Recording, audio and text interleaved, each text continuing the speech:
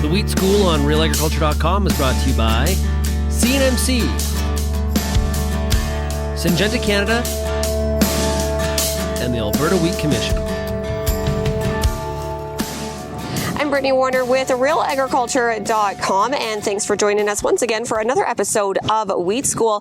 Today we are joined by Jessica Enns. She is the General Manager of WARC, which of course is Western Applied Research Corporation. How's it going today, Jessica? Going great, thanks. Awesome. So today we're talking about seeding rates of wheat in drought conditions. You guys have run some trials. Talk to me a little bit about what you guys were testing and maybe if you have any findings so far. You bet. So in the past, last year, 2021 was a rough year for most people.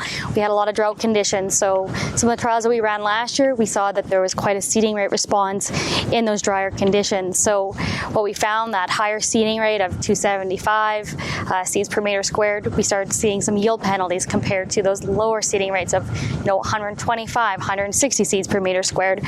So based on that concept, we developed a trial located here at Scott and Swift Current, really investigating the different levels of seeding rates we can use to try and manage our yield as best as possible if we do run into drought conditions. For sure. Now we talked about rates. Where does row spacing and that seed depth come into play in those drought conditions? Well, row spacing is always tricky. It's pretty set in stone, but I think most people follow that 10, 9 to 12 inch. So that's always a solid base. In terms of depth, you want to try and get to moisture. We always try and stick around that 3/4 of an inch to an inch. You want to be careful not to go too deep because you won't get the emergence you're looking for. So we always play that rule of thumb, no more than an inch. Right, and now, of course, you can't plan for something that you don't know is coming. So in drought conditions, you're planting for drought conditions. However, what happens if conditions change and we end up getting a big rain? What is our potential yield loss by maybe planting a little bit farther or, adjusting those rates? Yeah, so that's a great question, and it is difficult to try and predict your drought conditions. So just to give you a little bit of a reference point, back in 2020, we had a similar trial. We had, 375 seeds. We compared it to 125. We had an 8 bushel an acre gain. We grew that exact same trial in 2021. 125 seeds out yielded by about 5 bushel an acre compared to 375. So you are going to be looking at a yield loss, say if you target a lower seeding rate and you do get moisture.